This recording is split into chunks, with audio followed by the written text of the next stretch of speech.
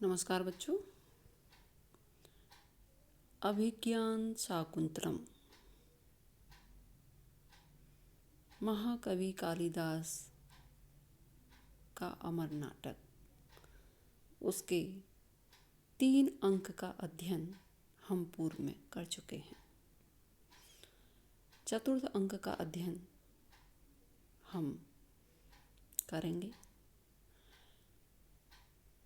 चतुर्थ अंक अपने आप में बहुत महत्वपूर्ण है। प्राकृतिक सौंदर्य, विदाई आदि का बड़ा ही स्वाभाविक मार्मिक वर्णन हमें इसमें देखने को मिलता है। चतुर्थ अंक जिसके लिए कहा जाता है कि काव्येषु नाटकम रम्यम तत्र रम्या शकुंतला तत्रापि चतुर्थो अंक तत्र श्लोक चतुष्टयम्। ऐसे चतुर्थ अंक का कथासार संक्षेप में देख लेते हैं, जिससे चतुर्थ अंक समझने में हमें आसानी रहेगी। चतुर्थ अंक के विस्कंभक में पुष्पों का चयन करती हुई प्रियंवदा एवं अनसुईया के वार्तालाप से ज्ञात होता है कि दुष्यंत का शकुंतला से गांधर्व विवाह हो गया। वह शकुंतला को शीघ्र बुलाने का आश्वासन देकर हस्तिनापुर चले जाते हैं। अब शकुंतला दुष्यंत के विचारों में मग्न कुटिया में बैठी हुई हैं। दुर्वासा ऋषि का अतिथि के रूप में आगमन है। यह आप सब जानते हैं। दुर्वासा ऋषि कैसे हैं? सहज क्रोधी हैं।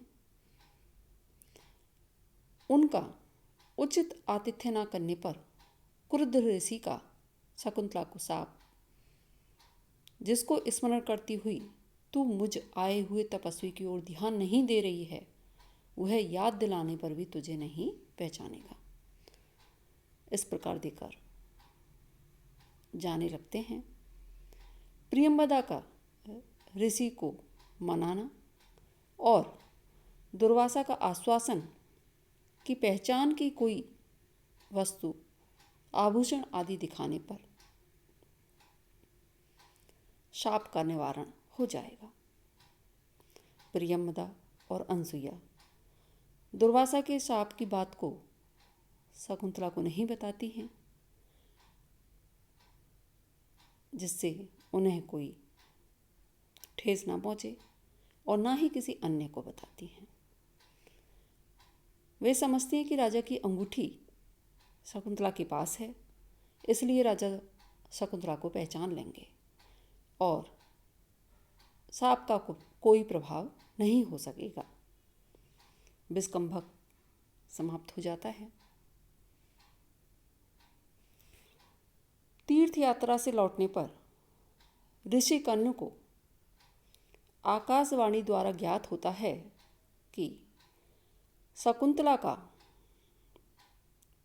राजा दुष्यंत के साथ गांधर्व विवाह हो चुका है और इस समय वह आपानसत्वा हैं।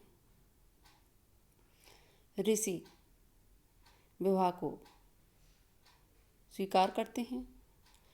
दुर्वासा के शाप के प्रभाव के कारण राजा शकुंतला को सर्वथा भूल जाते हैं और उसे लिवाने के लिए किसी व्यक्ति को नहीं भेजते। शकुंतला के गर्व चिन्ह प्रकट हैं, अतः उसे राजा के पास भेजने का प्रबंध किया जाता है। शकुंतला की विदाई की तैयारी होती है। वन वृक्षों को द्वारा आभूषण, रेशमी वस्त्र, अलक्तक आदि सौभाग्य की वस्तुएं प्रदान की जाती हैं, क्योंकि शकुंतला के प्रति सारे वृक्ष और प्रकृति का पुत्रीवत स्नेह है उनके प्रति।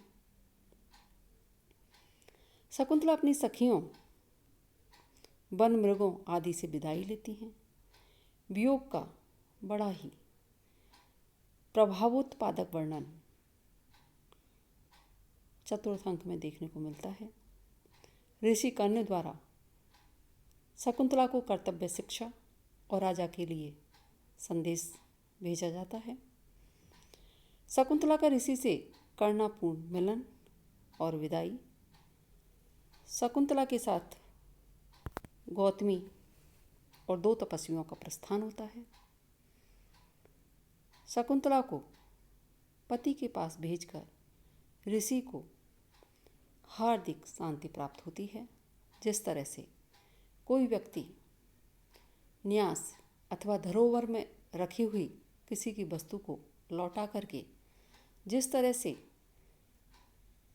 शांति की अनुभूति करता है, उसी प्रकार से महर्षि कर्ण की अनुभूति होती है। इसके साथ ही चतुर्थ अंक समाप्त हो जाता है। धन्यवाद।